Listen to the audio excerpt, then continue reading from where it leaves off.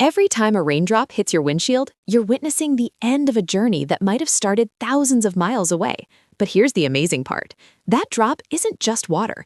It's a tiny, encrypted hard drive. Locked inside its molecular structure is a record of everywhere it's been, the temperature of the ocean where it evaporated, the altitude of the clouds it formed in, and the path it took across the continent. We call these atomic fingerprints.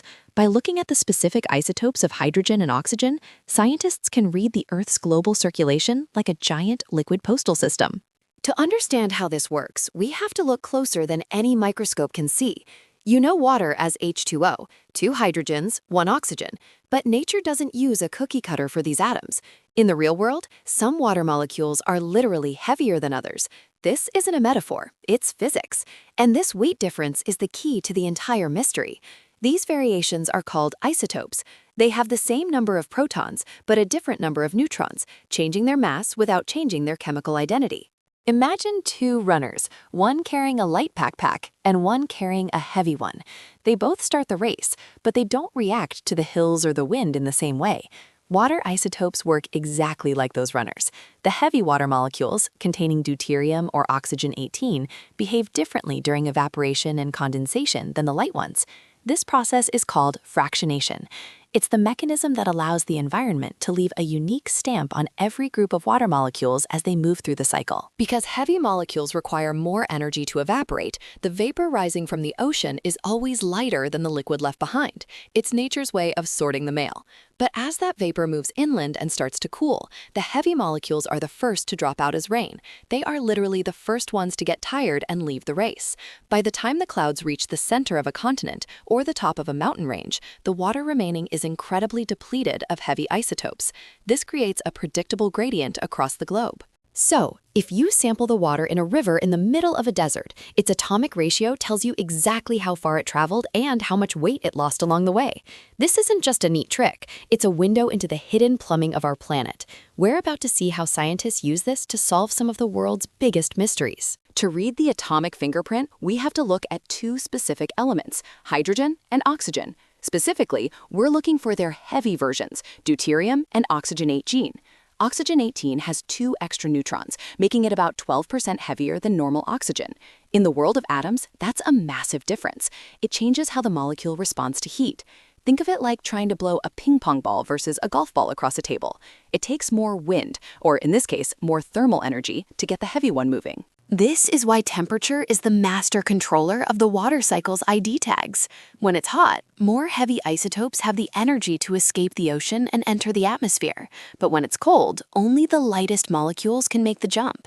This means the water vapor in the Arctic has a completely different atomic signature than vapor in the tropics. Scientists use this as a paleothermometer.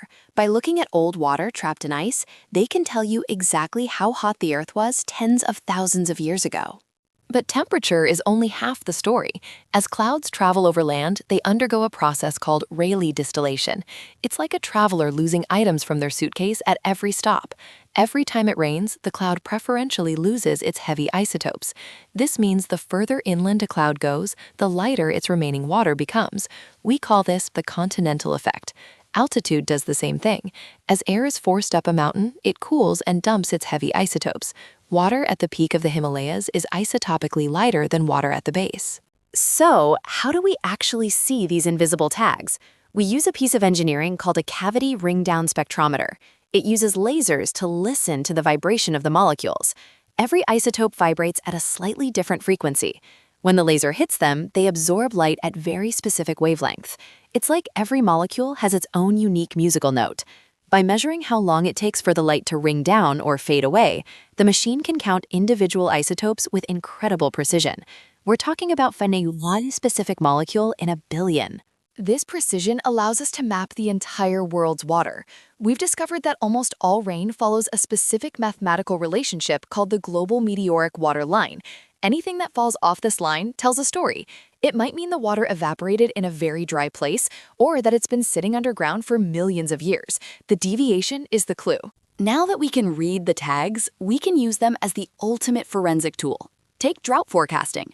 Usually, we just measure how much rain falls, but isotopes tell us why it's not falling.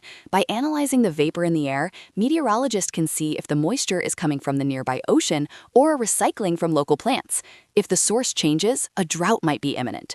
This hyper-accurate forecasting allows farmers to know months in advance if the monsoon will be dry or wet, based on the isotopic signature of the early season winds. But it gets even more practical. Isotope tracing is the smoking gun for environmental pollution. If a river is contaminated, the chemicals themselves often don't tell you where they came from.